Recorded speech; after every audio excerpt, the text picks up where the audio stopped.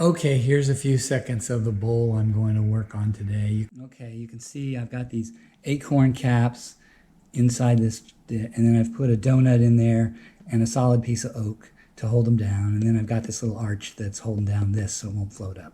So here I got the acorn cap epoxy. I'm going to have extra, I think. It should soak in. The problem with the acorn caps is I'm not vacuuming them first, and they tend to hold air. So we'll see how the 60 psi gets rid of the bubbles. I may have to fill some when I'm turning. And so I've got the acorn caps in here, the drawer or the chair backs here, and the bull appellee here. And we'll see how that goes.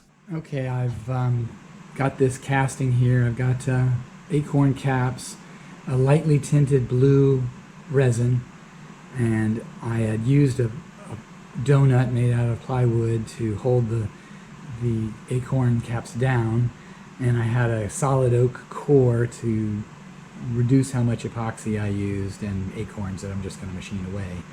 I sanded this flush so that it was parallel to this surface. Or no, I cut it with the bandsaw, then I sanded it because the bandsaw didn't make a perfect flat line. Now I've drilled it out for my woodworm screw, and so I should mount this up, and I'll so this is going to be the top and this is going to be the bottom, so I'll remove, and you can see, I don't know if you can see them, but there's a bubble right there and there's bubbles in here. So everywhere that the acorns face downward have bubbles, and I should have known better because I've done this before and I vacuumed it prior to curing it, and this time I got distracted and forgot to do that. So there's going to be bubbles that I'm going to have to fill somehow, and I'll figure it out, but they're definitely going to be in there, and they'll be relatively small because of the 60 psi, but they're not as small as I had hoped. Okay, here I am mounted on the lathe. I had to drill out the woodworm screw hole to 11/32 instead of my normal 5/16. The end grain oak, hard oak, must have been too, I just couldn't screw it in. Okay, here is my acorn casting on the lathe. I've got to put a 10 in here, maybe, well, a 10. Maybe I'll do a mortise. I haven't yet decided. It might allow me to leave more of this foot here. But in any case, I'm getting ready to turn.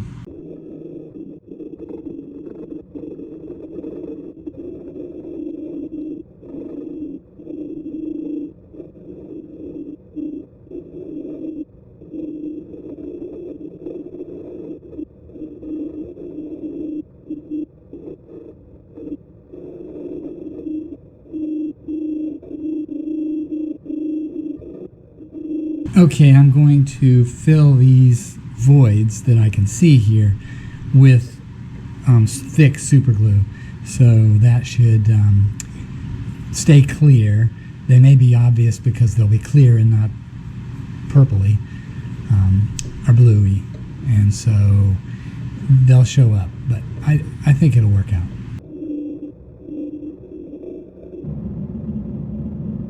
Okay, I've turned this around, put it on my 4-jaw chuck, my woodworm screw. Got to remove this. I sanded this. There's little lines on here, but I don't think they're physical lines. They're just dust. I've got this turned around. My intent is to hollow this out, thin it down. I don't know how thin. I want to thin it down so light shines through.